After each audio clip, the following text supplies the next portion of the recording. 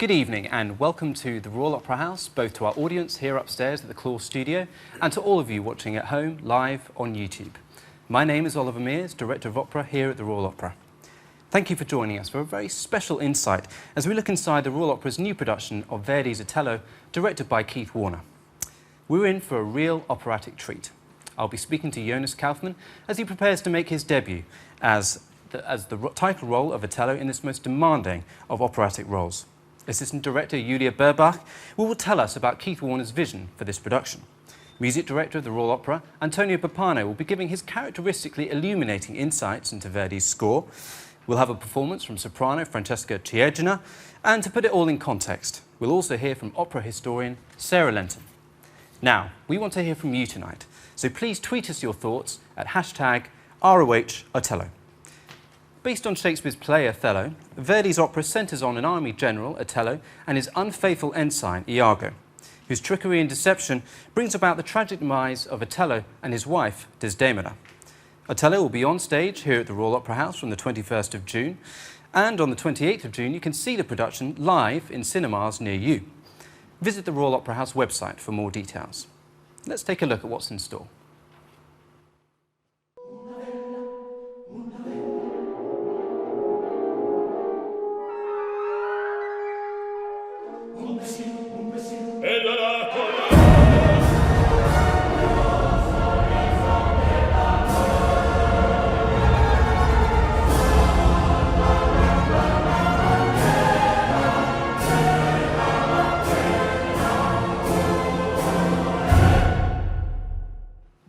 Now, let's get straight into it. In just a moment, opera historian Sarah Lenton will tell us more about this wonderful work.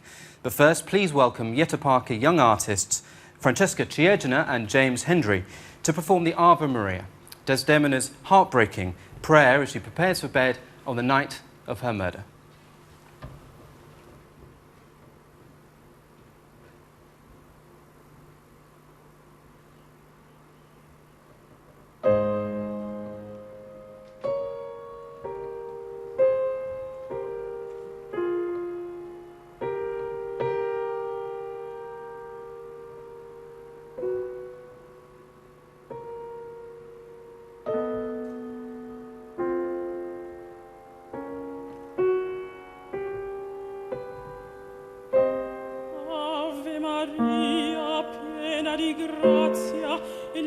Fra le spose, le vergini sei tu, sia benedetto il frutto, o benedetta, di tue materne viscere,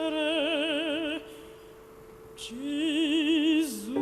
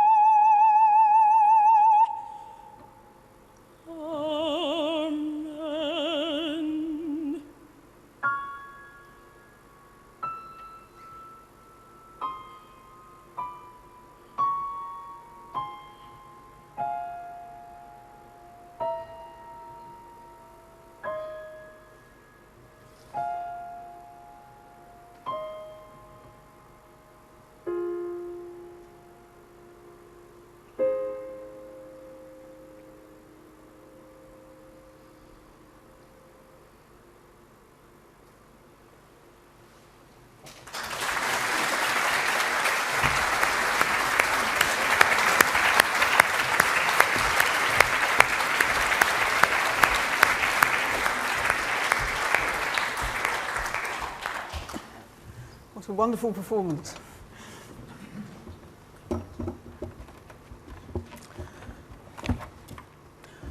Ave Maria, not something you'll find in Shakespeare's Othello.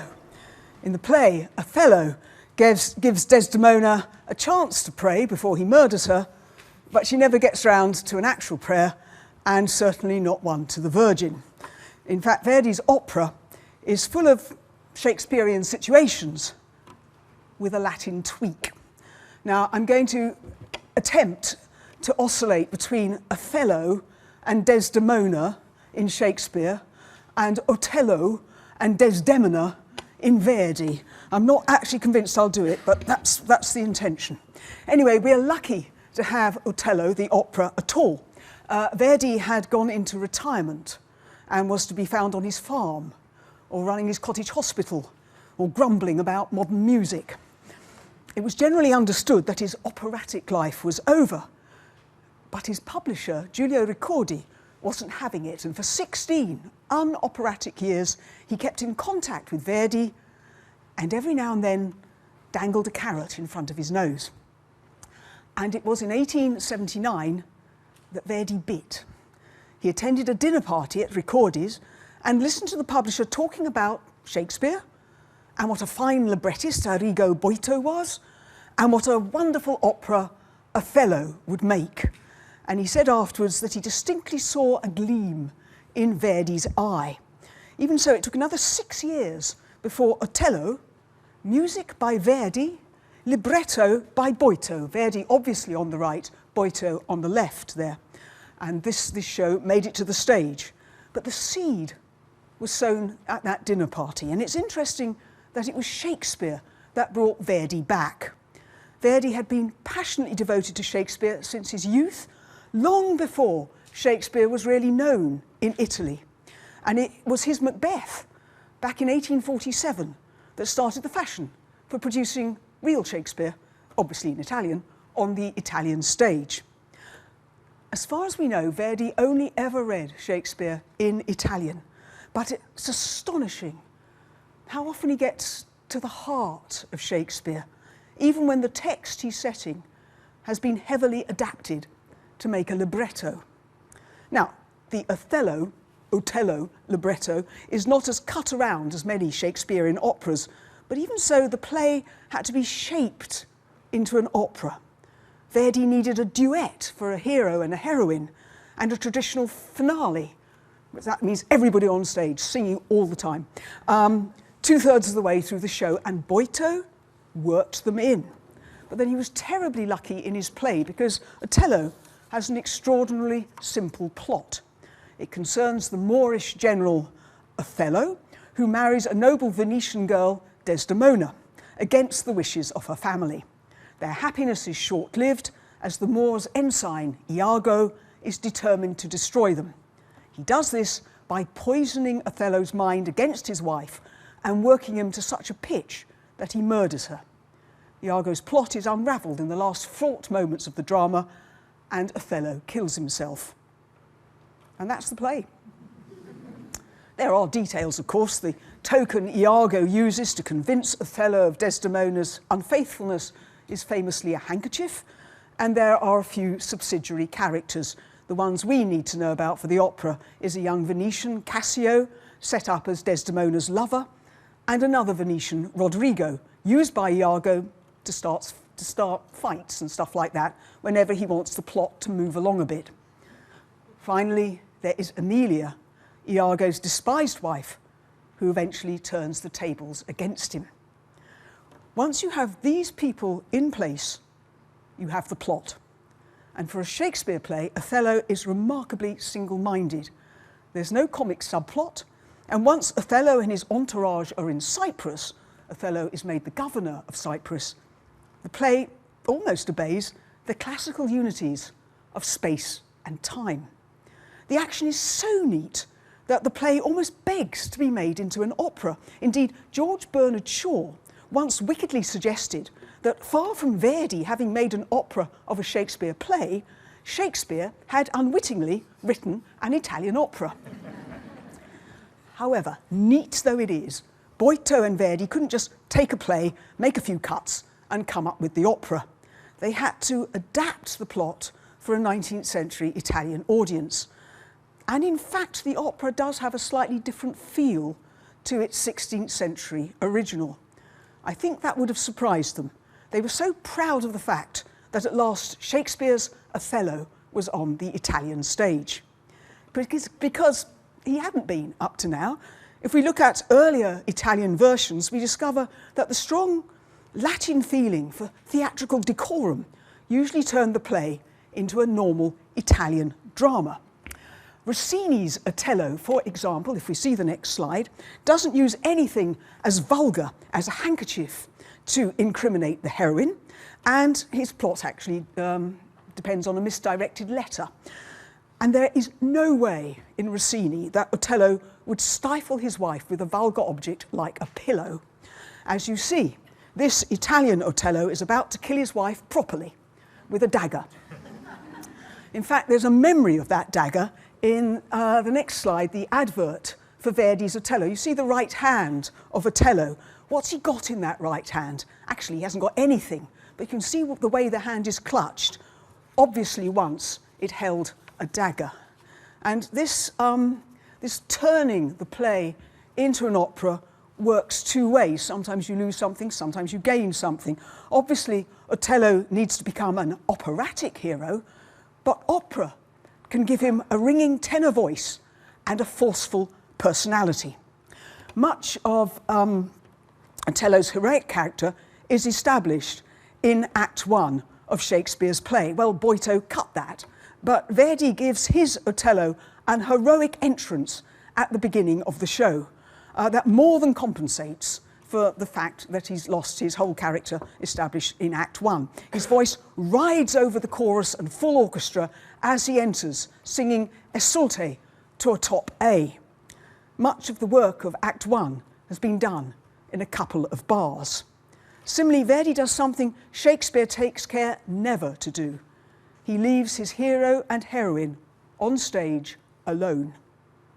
In the play, this would be disastrous, as a couple of minutes of sensible conversation would blow Iago's plot to pieces. But guys, a love duet is not a sensible conversation. It is romance and devotion and rapture.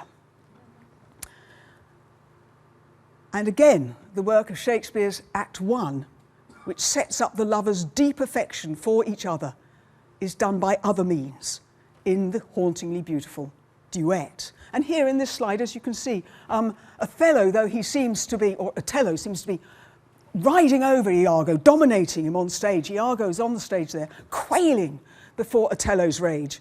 Actually, of course, Iago dominates the show. So the big ringing tenor voice seems to dominate, but of course, it's the ambiguous Verdi baritone that is actually sorting things out. Iago, as the Verdi baritone, is an amazing creature on the stage, but he's not Shakespeare's Iago. Shakespeare's Iago famously has too many motives for his wickedness. He's an enigma, hating innocence, unable to talk about anything without soiling it, writhing in impotent self-hatred. Boito could make nothing of this shifting, motiveless character, and he turned Iago into a full-blown 19th century diabolist, complete with a satanic credo.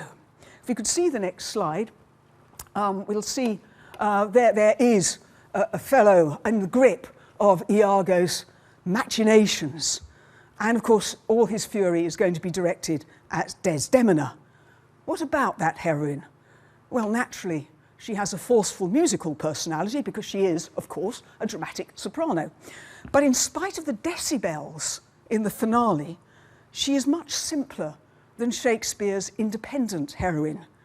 Ultimately, she's an unfortunate Italian princess. And at her most heartbreaking, when she sings the Willow Song or the Ave Maria. As you see from this picture, the Desdemona there, a modern singer can't help making her more intelligent than the libretto suggests. At the very end of the show, this oscillation between Boito's libretto, Verdi's music and Shakespeare's play almost reaches its culmination when Verdi just takes over. Words recede as Othello enters, and an orchestral interlude describes and takes the place of the last great Shakespearean speech. It is the cause, my soul. Both music and stage action chart the place where Othello puts out the light and then puts out the light. And to the music of the love duet, he kisses his wife, perfectly mirroring the sensuality of the original speech. Like Othello, Otello knows instinctively that Desdemona is innocent, and Verdi's music shows him responding to her purity and his own deep misgivings. But unfortunately, his head lags behind his heart. He kills her. Emilia enters, rouses the household. Every main character rushes in, and all there is to do is unravel the plot, seize Iago, and leave Othello to sing a lament over his wronged wife and stab himself as he begs for one last kiss. Thank you.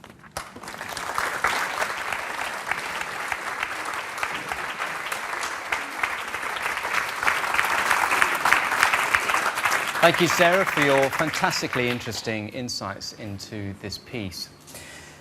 Still to come tonight, Antonio Papano will introduce us to Verdi's wonderful score, and I'll talk to tenor Jonas Kaufmann about taking on this role for the first time. And that's not all. We also have a digital programme for Othello available for free on our website.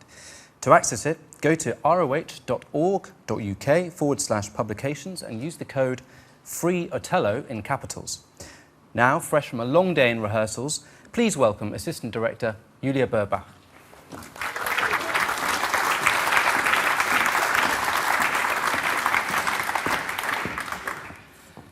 So Julia, tell us a little bit where we're at in rehearsals. Well, we've had a full day today. We started with a technical rehearsal on stage. That involves a lot of lighting and other things that have to be organised to make sure that everybody can be safe. So we didn't have the singers with us this morning. And then I went into something that's called a cover call, because we have people who will step in should the others ever be ill or off. And then I joined you here. And can you tell us a little bit about the role of the assistant director? How you contribute to the process? Well, I'm a staff director here, and I'm one of 3 assistants on this show. And we, first and foremost, we assist Keith, who's our director, of course, in anything that might happen. So we keep the archive books, we note down all the blocking and the intentions. We might deliver some of his notes that he has in rehearsal if he's occupied with other things. We might get coffee if the need should arise, a whole range of things that we might have to do. And can you tell us a little bit about Keith's vision for the piece? Of course. Keith is one of these directors who really sits down, and he's read lots about the Shakespearean times. He's got the actual Shakespeare on the desk every day in rehearsal, which has been very inspiring, and sometimes he would refer back to it. What's been really interesting for me, and I think it has for many others, that he has lots of interesting historical knowledge that's been quite important to bring up. One of the things that I remember, which I believe will look at a picture that will actually show exactly the moment when the ship arrives where Othello actually reaches Cyprus.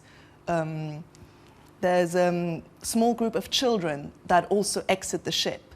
They've been captured, and Keith explained to us that there was a very popular custom in the Ottoman Empire in the 15th century, where they would capture these children and take them back to Turkey, and rather than turn them into slaves, they would actually educate them very well and look after them very well, and then send them back to these countries where they had come from as ambassadors or, in a ruling capacity.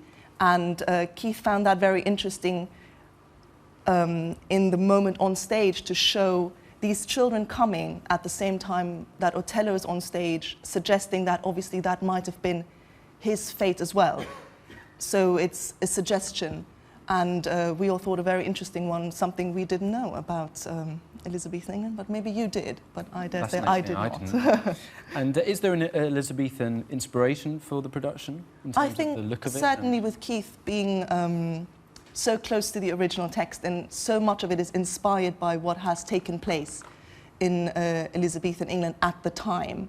There are certainly many references and inspirations like the story I just told you, and also visually you can see that in the costumes we have, I'd say, comments of Elizabethan dress and other things, but it is very much an abstract world and a world of the imagination, so it is not fully a period piece, but much more an imagined collage of various periods, certainly Elizabethan, but also modern. So maybe you could tell us a little bit more about the production design. We have some images here. Yes, I'm sure that would be helpful. I suppose it's modern in the context that we have what could be described as a black box. It's a very elaborate back. Do we have something? We have. Yeah, that's the famous ship. There you see it. And so it's a black box that is shaped a little bit like a tunnel. So the idea was that the characters who are in it are en route and they can't escape from their fate. And of course, this is mostly true for Othello. And if we imagine that the black box is his interior world and more of an abstract space where his world of the imagination and his emotional landscape takes shape, I think that is more helpful than thinking of it as a realistic space. And one of the wonderful things that this set can do, it has lots of opportunities for what we call magical moments. So it can turn and twist and expand in lots of different ways. And this is why the stage rehearsals are so important, because it's technically quite demanding. So it's built on different trucks. So actually the separate sections can divide and expand. And this is supposed to help us understand, well, Othello's state of confusion that of course becomes more and more so as the opera develops, and then it's what we might call an expressionistic absolutely approach, expressionistic maybe. Yeah. And I always think it's really nice when a set becomes a main protagonist as well as the other singers in a production, so the set is helping us tell the story, and that's really wonderful how that is all working out. So we can maybe look at the second image here. Yes, here you'll see it really well. This is just at the beginning of Act 3, which is after the interval, where Othello is becoming more and more confused and more desperate, and he's now really become captured by Iago's plot. And you'll see that the set is broken apart and there are little pathways linking them in between. So I suppose it signifies that he is more separated from others and more isolated.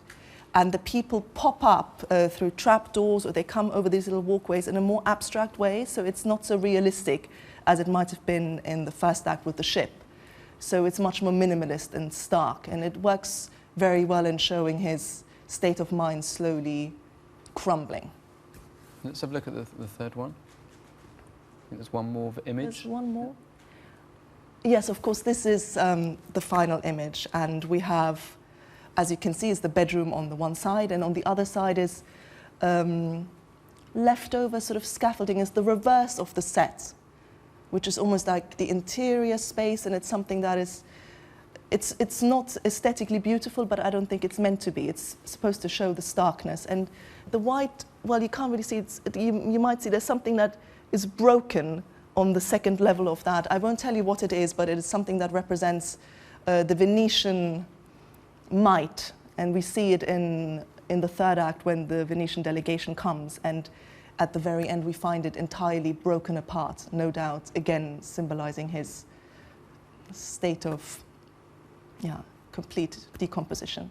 Now, of course, Othello is a warrior, and the world that he lives in is a very violent one. How are we representing that in this production? I think it was very important for Keith to show that it is a very violent world where anything could happen at any moment and you're never safe. Of course, most of the people we have weapons on them, and there's quite an elaborate fight taking place in Act 1, and we have a wonderful fight director, Ran Brown, who's putting it all together with very individualistic fighting.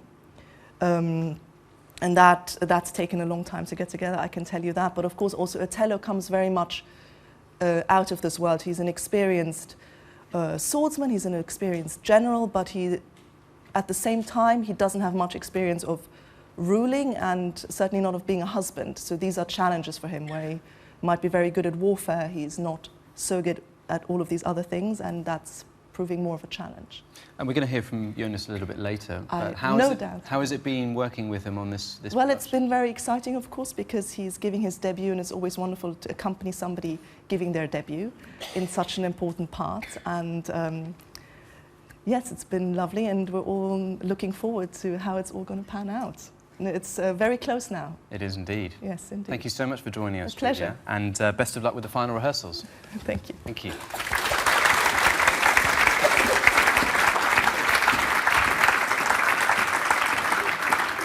Don't forget, we want to hear from you tonight, so tweet us your thoughts using hashtag #ROHOtello. And now, exploring Verdi's powerful and moving score, please welcome music director of the Royal Opera and conductor of this production of Othello, Antonio Pappano.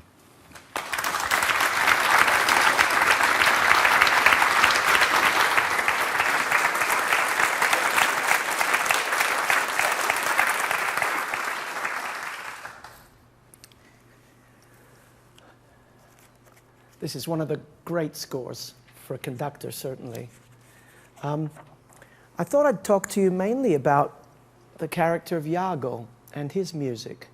We keep hearing Othello, Othello, Othello. But as you probably heard earlier on this evening, the opera's name was going to be Iago. And so the opportunity that it afforded Verdi to delineate such an interesting, complex, elusive character was just too much. But before I do that, I just want to talk to you about the visiting card of this opera. We're thrown right away into a storm scene, and a storm, it's a real storm, of course, but it's also a psychological storm. What's going on in the lives of all the characters. But it's very interesting because of the chord that interested. I'll play it in its real form in a minute, but the chord is this. And it's an unresolved chord. Normally does that, right? Well, you know it through T for 2 and 2 for T. but this unresolved has an incredible impact. You've got to remember that Italian music of this period, even though it's late Verdi, it's very tonal, it's very approachable. But here we have, Verdi knew he needed a gesture that was just incredible. And with this chord, he has not only the whole orchestra playing, but he has 2 bass drums in the pit. So I've placed one on my left, and there's one in the center, and there's going to be 2 guys backstage playing 2 bass drums. So to really have the thunder of it. We've got the option of a wind machine and a thunder sheet. I don't know if I'm going to use those yet, but I have to try that out. But the noise of this opening and the crash of it is just incredible. It comes out of nowhere.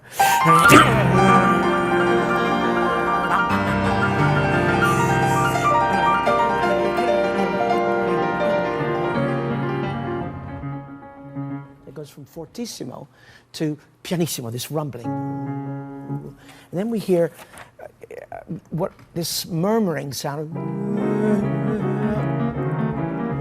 very devilish. Sorry. And we hear the blah, blah, blah, blah of the lightning. And so Verdi is painting pictures with the music, of course, but now with a palette of colors, from this enormous fortissimo to the softest pianissimo. Do we see a sail out there? Una vela, una vela. And or the chorus singing sottovoce, or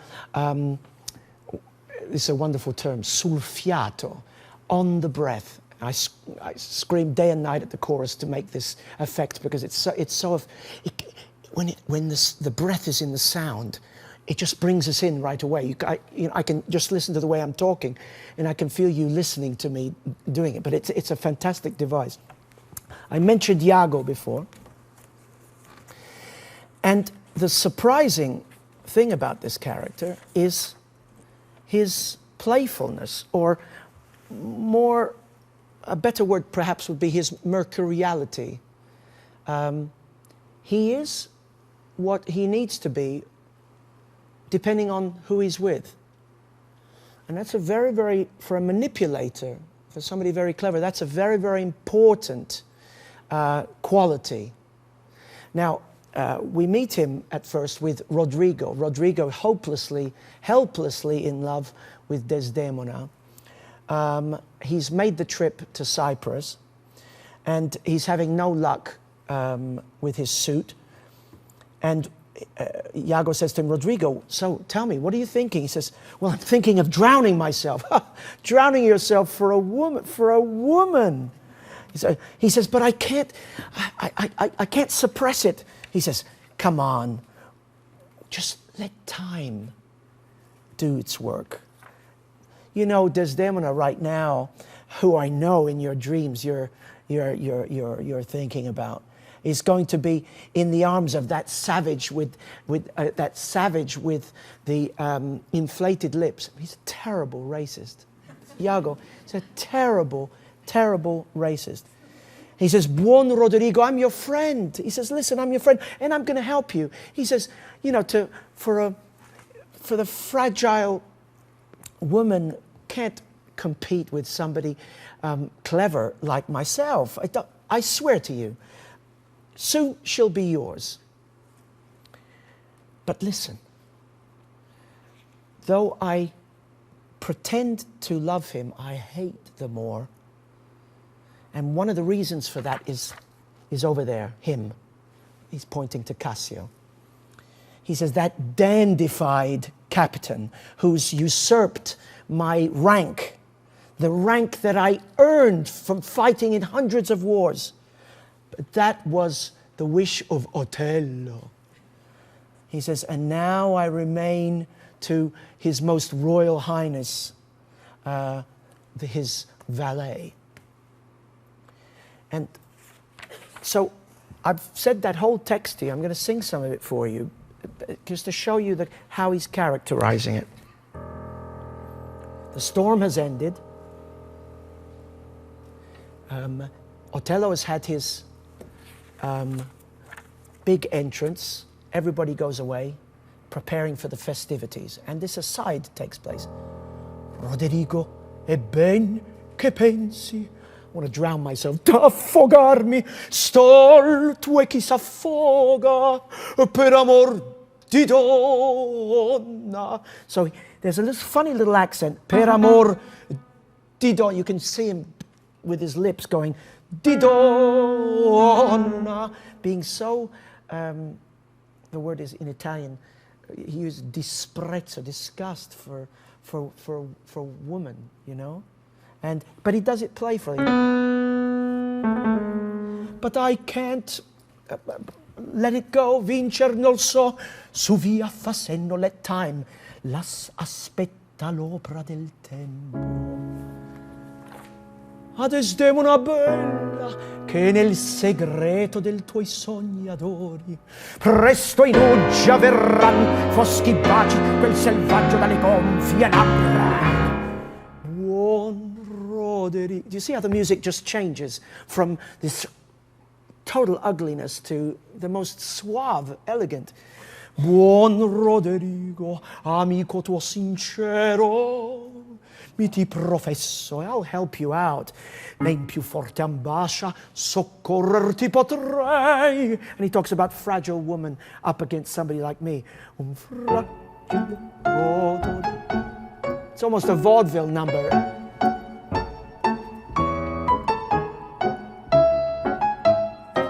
And you don't expect that music from the person we know to be the arch villain.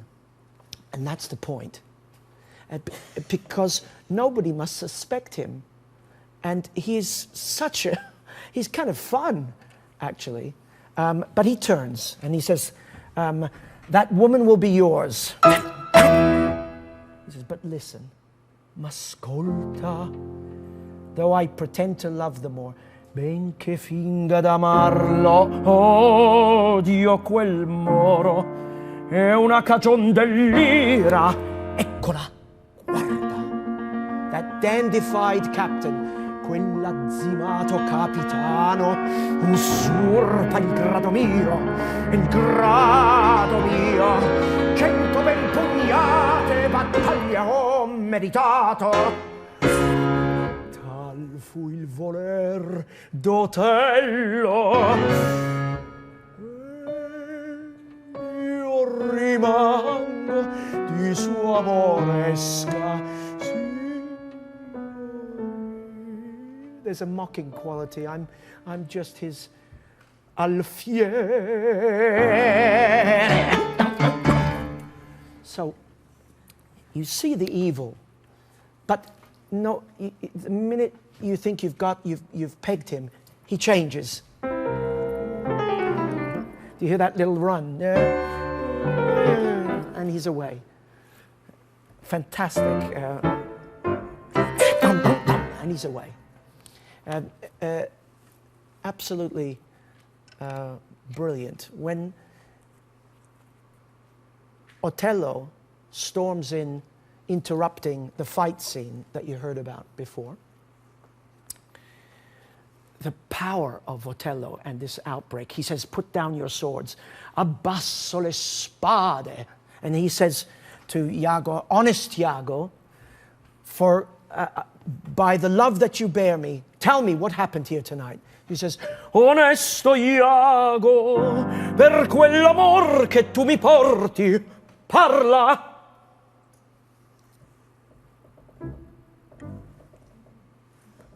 Non so, I don't know.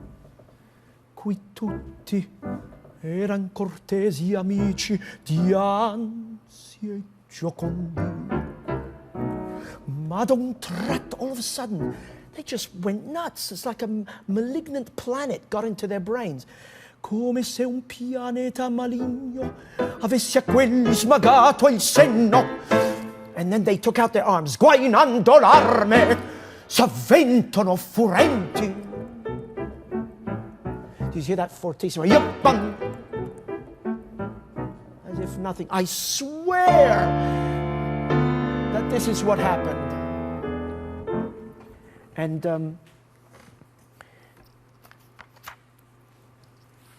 Othello reacts, Cassio, non sei più capitano. You are no longer captain.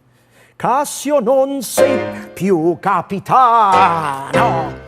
And Iago says, O mio trionfo, under his breath, O my triumph, in the key of F major, which you have this little beautiful love duet in between, but second act continues in F major, and we start to really get to know the underbelly, so to speak, of Iago.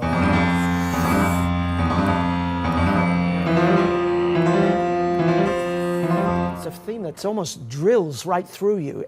There's no lifting, no musicality to it. It's like boring through your being.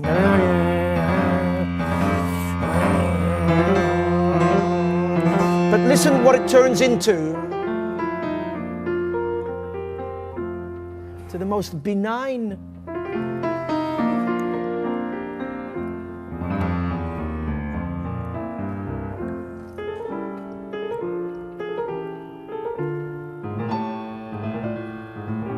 but then we hear a serpentine variation of this.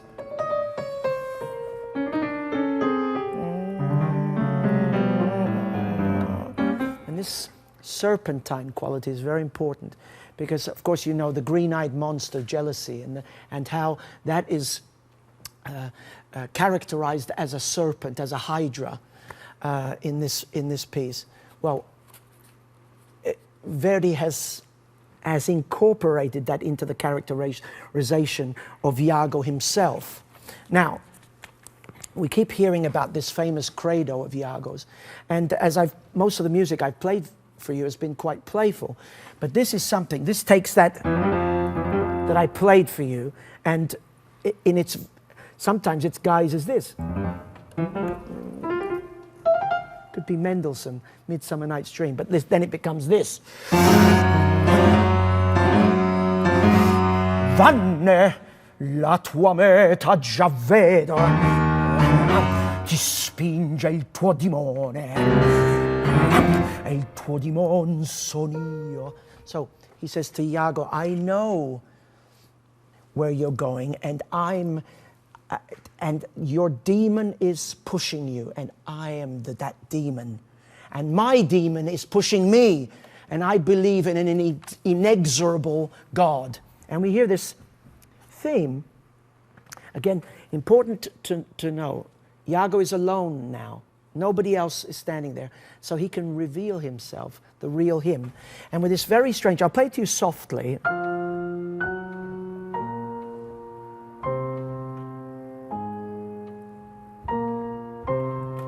It's almost like a hymn, like a prayer, and it is.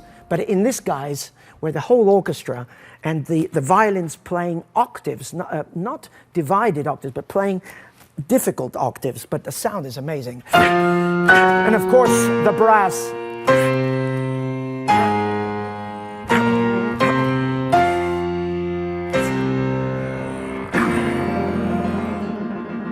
Now, you hear this accompaniment. To me, it sounds like ants and worms and terrible vermin. And in fact, he talks about vermin in a minute. But here he says, I believe in a cruel God who has created, simile a se, who has created me in his image. And now in my wrath I call upon.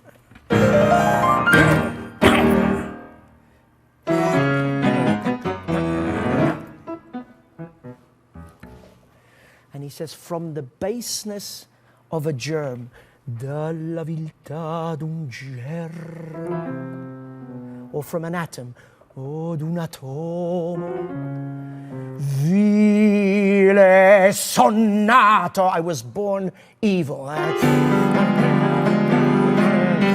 I'm wicked, son scellerato, ed non sono uomo, e sento il fango originario in me. He says, I'm evil because I'm a man, and because I sense the origin, the mud of my origin in myself. You know, there's the dirt from which I come. It's fantastic imagery. He says, another thing is this, I believe that honest people are just bad actors, and that that everything they do, they're lying, crying, kissing, looking, sacrifice, honor, it's all rubbish. He says, credo che un giusto, un istrion beffardo, e nel viso, nel cuor, che tutto in lui bugiardo, lacrima, bacio, sguardo, sacrificio ed onore. And this theme in the orchestra, it's like a laughing.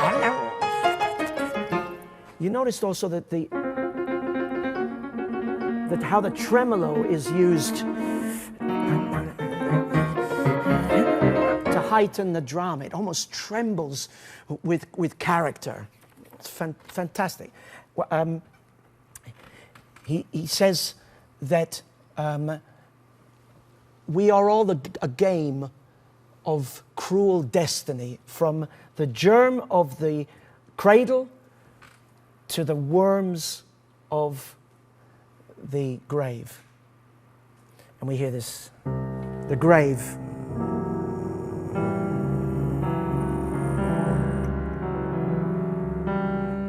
you ever, that theme that I played from you, that I said was like a hymn, now it really is a hymn, like a requiem.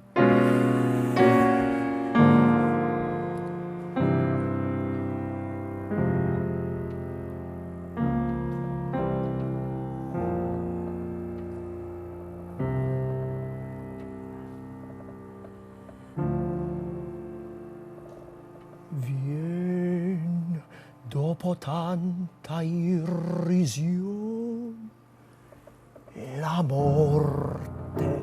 Says, after so much struggle comes death.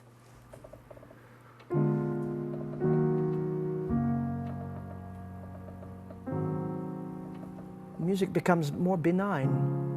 And he says, and then e poi.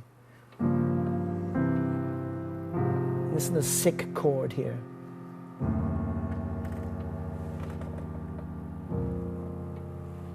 E poi. After death, what is there?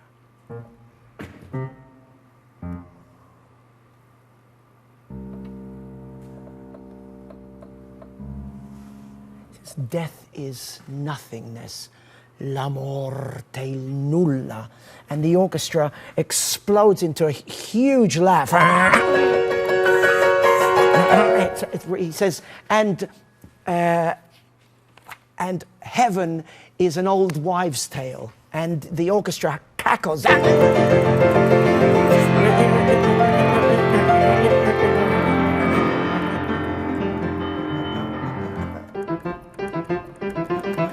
He's off, and he's off to the next thing, plotting and planning. I hope that gives you an idea of this character, because he's endlessly fascinating, and he's not what you think, ever. And that's the richness. There's so much more to his character, but that's all they've given me time for tonight. But I thank you very much.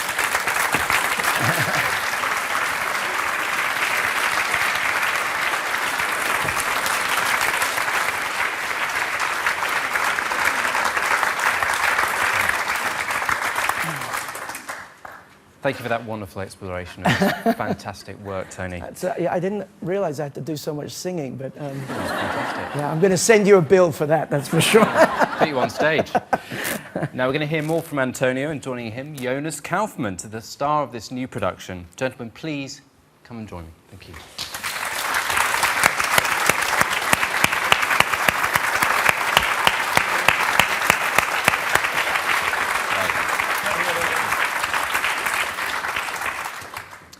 So guys, you're still in the middle of rehearsals. This is the 4th week. How's it been? Whoa. Stressful. No, but I didn't expect it to be a walk in the park. As you see, I mean, it's one of the most crucial, I think, parts there is for a tenor, or maybe for an acting singer, and therefore, of course, it takes a while until that glove fits. I mean, it's not something that you just do with a snap. Of course. Singer. Tell us how you get into this character of Othello, which is so rich and complex. Did you read the play? Was that something that you did? That's quite a while ago that I did that. But it's very easy. I mean, it's like with all good operas. It's all in the music, and it's so simple. I mean, other than actors who have to establish a situation only by their appearance, we get it served directly from the pit, and it's all ready. So there's we start on a completely different level of emotions already. And that makes it, on one hand, much easier, obviously, to slip into those characters, to fully live these personalities. But at the same time, of course, it makes it also more difficult if it is a character like Othello, because that is something that equally to taking it on, also taking it off is not that easy. I was astounded, I have to say. I mean, we just spoke before about that again, that one of the reasons why I didn't want to sing that part earlier in my career, I got many offers to do that, obviously because of the voice type that just fits, because it has a darker sound, and that's what you need, and I'm sure you really need it for this part, because there's a lot happening in the lower register, similar to maybe only Siegmund. I think that's maybe one of those parts where you also have to have this ability to give a lot, not only sound but expression and interpretation in the lower register of a tenor. But it was always my credo to say, I need to wait until I'm matured enough, until I'm experienced enough to be able to cope with such a wild character, so that you're not carried away by the emotions and by all these invitations from Verdi to give not 100 but 120% of all those famous places. I mean, you name it. I mean, it's not only Esultate. It's Abbasso le spade. It's A terra e piangi. I mean, there are lots of those moments where you think, well, this is actually, if you have that in other operas, maybe one, and you think, well, this is what I'm going to aim for. This is the most important thing that I have to pull off. But here, I mean, I couldn't name a handful of phrases that are wasted and that are not as important as the ones that I just mentioned. So it's very difficult. Having said that, it struck me a lot, I have to say, and especially in the first week of rehearsals, how much I was also physically involved, and how difficult it was for me to actually really lean back and think, oh, easy, this is just a rehearsal. You really want to go on 100% all the time. And this last act, you cannot just walk out committing a murder of this ice-cold brutality without being affected. You see, I mean, the only other tenor role I can think of to kill somebody is obviously José, but it's a completely different story. I mean, first you have a different arguing about each other, and you have a very powerful person as Carmen who's provoking you constantly. You have still this crazy plan to somehow escape and start a new life and all that. So he's constantly trying to run away with her. Whereas here, I mean, he sneaks into the bedroom, and from the first moment he knows he's gonna kill her. And they even like men who chat about their favorite recipe to grill a burger or whatever, chat about how to kill her. I'm gonna poison her. No, much better. I got a much better idea. You know, you're gonna to take her. But it's just, oh God, and it's with so much joy. It's really, I mean, that's why. Thank God I didn't take it on earlier, and I'm still. Yeah, and I think it's important to say that on the paper, although it has technically its challenges, you look at it, it's singable, it's doable. Actually, you could say that the role of Radames is much more exposed and much more difficult, has more high notes, has more difficult phrases, but the weight of singing the phrases of Othello in the situations that he finds himself, you feel like you're singing them with a 2-ton sack on your back, right? Because when the doubt starts to kick in and when the jealousy starts to wear you down, I think it does work on your whole physical being. And so you're not singing just the notes that are printed on the page, but you're singing those notes filled with this enormous, much more than with this enormous pathos and enormous theater, much more than when you play a lover boy, which is most of your roles. But it's true. It is. But it's true. Yeah. It's true. Yeah. Jonas, is there anything in the character of Othello that you can identify with or recognise? Don't get me started. No, Well, obviously, you have to. I mean, I think in order to fully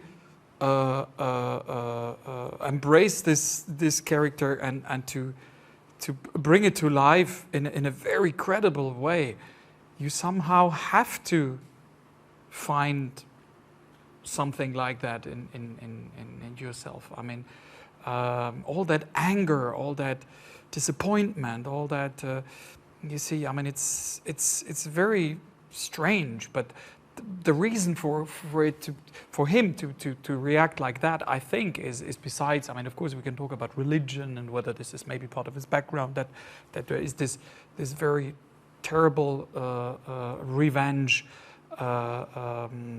but it is the fact that he is absolutely aware of how to deal with women and with relationships and all that. I mean, he's a complete virgin.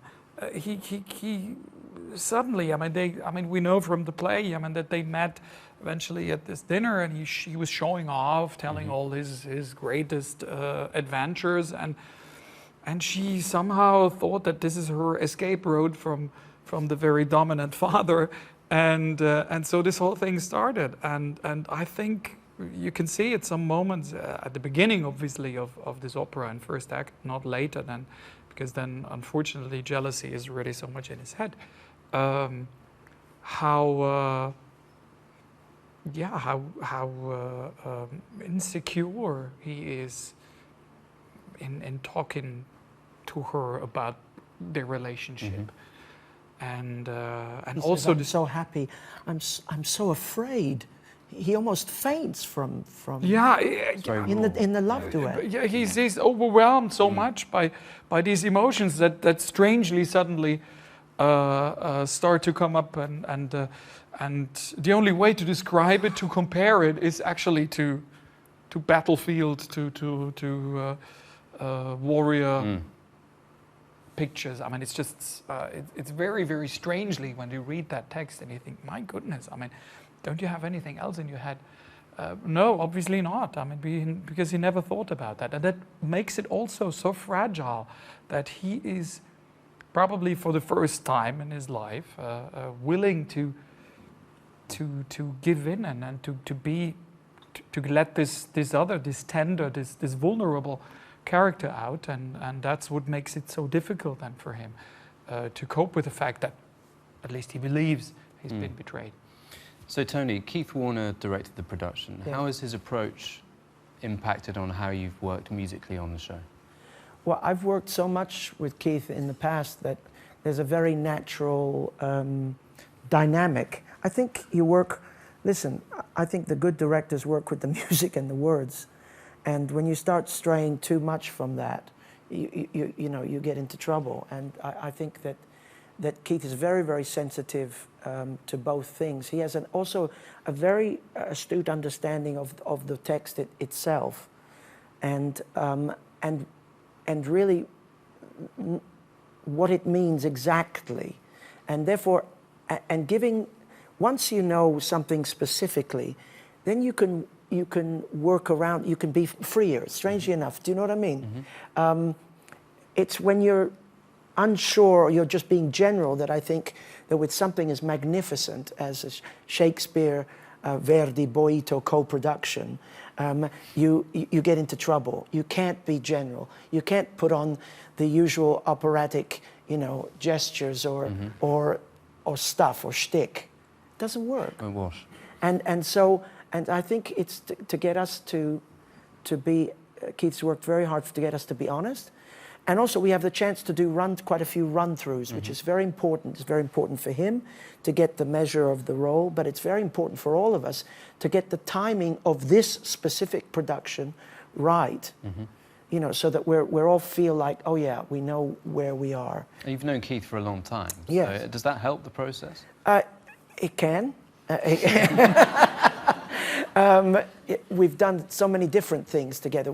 Interestingly enough, we did Macbeth together. The Ring, Wozzeck, Werther, and so we have a code language. We don't have to say too much with that, and we interrupt each other all the time. It's because I think that if he has something to say, and I can help him, you know, to make it come right musically. You cannot divorce the music from the words and from the way it's going to ultimately look. You cannot. At least that's what I believe very strongly. So if I have something that can just bring all those three elements together and help the singer realize these things, and vice versa, when he's shooting things at me, or you know, or at Keith, and Keith is interrupting me, or he's interrupting all the time.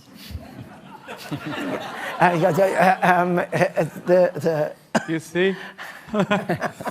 You mentioned Radomez earlier, and, yes. And of course that was the last opera, the last new opera that Verdi wrote 15 years before. 50, yeah. What was the change like in that time? How did music can you imagine, first of all, Aida was, for all intents and purposes, the end of Verdi's career. He was a very rich man, admired, esteemed in every sphere. As a man, as a musician, as a politician, although he was very reluctant to get into Italian politics, but as a symbol, he was a father figure to the nation. And he didn't need this at all. But through the machinations of this young Arrigo Boito, who couldn't be a person more opposed to Verdi's way of thinking of things. Arrigo Boito was a firebrand. He thought Wagner was the greatest. And so that already put Verdi off, you know. But through his machinations and through Giulio Ricordi, the publisher, together, they worked on Verdi over years. Dinners, talking, you know, and you know, just pushing him gently, and then sending him little bits of libretto, you know, what do you think? You know, and finally he gave in and he started. And this project was kept secret for a long time. It may sound inappropriate, but it's the truth. It was called, its secret name was the Chocolate Project. We did talk about that. No, but it was. I'm just saying it because it's true. It is true, yeah. And do you think the musical language changed dramatically in that time as well? The musical language had his harmonic sophistication was exponentially that much greater, 15 years. Remember, in between, he had written the Requiem, which is also an experimental piece in many ways. Certainly harmonically it is. It's a step on from Aida, and it's the fire of it, the color of it, becomes the template for what Othello was. Now, he'd already, in terms of color, you can already smell those colors already in Don Carlo. Why? Because he also uses 4 bassoons, often in unison with the cello. And that is the key color in Othello. It's not originally Verdi, and it comes from Rossini, the Stabat Mater, the opening of the Stabat Mater, where the cello and the bassoon double, and that sound is inimitable. You can't miss it. But it becomes so much bigger and richer, and the use also, the greater use, orchestrally speaking, of the open strings of this twang in the writing, which is just really incredible. But he was a different composer when he was working with the Shakespeare, where he was just on another plane of himself. And that's what's fantastic about this. And Jonas, is there a difference singing late Verdi to early Verdi? And if so, what is that difference, do you think? Well, of course there is. I mean, also all the other Verdi operas, I mean, there's a development, but you can say, I mean, of course, if you talk about the last ones, or especially Aida, it is a little bit more complex. I mean, I'm a great fan of Verdi, and I've done many parts, so I'm not saying anything against it. But if you compare that to the style of Wagner or then later Puccini and so on. I mean, it was very basic, which is great for great interpretation, because it is up to you as a conductor, as a singer, to make something with it. I mean, it's like a Schubert song that also can be very minimalistic in a way, and if you sing it that way and don't add your own interpretation, it can be boring. But you need to pull it off. But the less there is in the orchestra, no doubling of the melodies. If you see most of the music of the operas that Verdi wrote, when you hear the music without the singer, it sounds so strange, because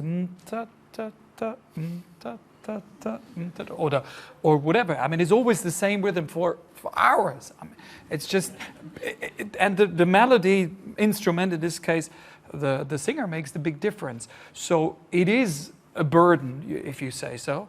But of course, it's a chance. I mean, that you can really, really do something with it and put your personal mark on that interpretation. And with Othello and Falstaff, it's completely different. In Othello, I mean, we have this. I mean, it's only the way it starts. I mean, come on. I mean, which opera ever started like that? Certainly not before. And also after. I mean, it's very difficult to find a comparison to that, and there's nothing. There's no. Of course, I mean, we all know that there are these moments where you can stretch a little bit more here, and you can brush a little bit there, but it is a fantastic, comfortable cage, if you say, compared to the early ones only. I mean, of course, I mean, but it is completely different. And also to sing, it is completely different. As Tony mentioned before, this is what you have. I mean, you have so much information. You have so much energy, emotions in the accompaniment of the orchestra. You cannot help it. I mean, there is no way that you're not charged entirely to explode. So, and this is not the early Verdi. Yes. That was a lot of beauty. I mean, it was not Donizetti, but I mean, you see, it was more into that beautiful direction, whereas now Lyric pathos. I mean, and those melodies. I mean, from Othello. I mean, of course, there are some heartbreaking, beautiful ones, but they're all so dark and so sad and so intense, and so I mean, it's as if, I don't know. He describes devil and hell. I mean, it's enormous. Jonas, we had a question from social media here, Okay. from Jacob, which is the most challenging part of the opera to sing? Well, it's difficult to say. As I said before, I mean, there's not one wasted line. Everything is completely in the spotlight. I mean, there's nothing where you can hide. There's no ensemble where you could say, well, I just mutter here and do a little bit there, and then I will get away with it. No, you're always in first raw. You're always there, and you have to be heard all the time. So, having said that, then probably, I mean, if you compare the four acts, to me, Act 2 is the most difficult, only because it builds up enormously and it doesn't stop at all to that fantastic duet with Iago at the end of the act. Act 3, even though there are more outbreaks, even though there's even more wild things going on, it is different because it is in bits and pieces for Othello. But I would say, if there's just one phrase, it must be esultate, because you have the entire evening in front of you, and this is the best introduction ever. I mean, I think. I mean, it's just. I mean, this is what you would expect from a Lohengrin to sing when he comes in, and yet he's talking to a swan. I mean, come on. No, you see, really. I mean, this is pure heroism, and the music from the first note is so rich, so wild, so incredible.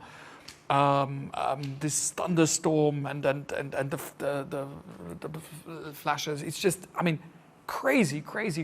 And then it all calms down and comes to this moment, bam. So the whole energy, tension, the knowing that there's so much more to come, but you really have to go for it. I mean, you cannot say, oh, well, you know what, this is the first phrase, let's take it easy. No Forget chance. it. So I think that's probably And Tony, we've got a question for you here from Nautilus, which is, it's an interesting one. Is Verdi's Othello more humane or monstrous than Shakespeare's Othello?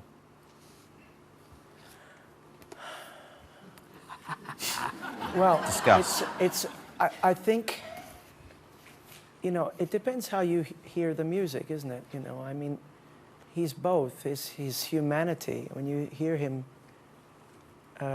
those interchanges with Desdemona in the love duet in Act 1 are of such an incredible humanity, beauty and expansiveness and almost visionary beauty. And then he becomes so base, so vile, so disgusting and violent. And even then, and feels legitimized because he has the proof that he must kill his wife. And the music, the horror of some of the music is leaves very little to the imagination. So I would say that Verdi has answered that question for us in a way. And guys, do you feel that Othello is still relevant to us now? Even though it's over 100 years old? It's 400 years old? Well, yeah, of course. I would say yes, because, you know, I mean, depending on the cultural background, I mean, there are cultures on this earth just now who claim that they have the right to kill their partner if there is some kind of proof, or even if there isn't. So, yes, of course, there is, and in every single aspect, I would say. I mean, obviously, things would have come to maybe differently. I mean, it's very easy to just text your wife to say, listen, I get some strange stories. We need to talk. This is also part of the problem, that he never really says it. You see, I mean, he can't listen anymore. No, he's not listening. He's not listening. I mean, when in Act 3, I mean, how many times he mentions this hanky. I mean, it's just hanky. Il fazzoletto, and she, on the other hand, Cassio, all the time. Yeah. I mean, it's just needles more and more. It's just she doesn't get it, that this is the key word that triggers the whole thing. Yeah. Jealousy will never go away from the human story. No, it's that's really tragic. But no, I think to the question before, I believe Tony is right. I mean, I believe I read that Verdi had big arguments also with Tamanni, wasn't he the one? The tenor, yeah. The tenor. Because he said he's too much of an animal. I mean, this is Shakespeare, but I wanted more specific. I want to have also the tender side of this in it. There's not much. I mean, there's not much, but the few bits and pieces he offers, you really have to take to give that versatility. And I mean, it's so. I'm very sorry to say that that's all we've got time for this evening. I wish we could go on all night, but thank you, Tony and Jonas. Thank you very much. We have to leave something for opening night, right? Yes, exactly.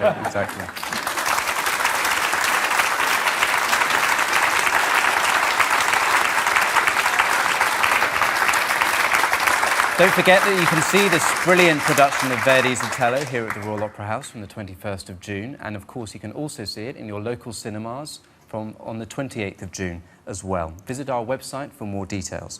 Thank you to Francesca Chiegina, James Hendry, Sarah Lenton, Julia Burbach, and of course to Antonio Papano and to Jonas Kaufmann for their participation.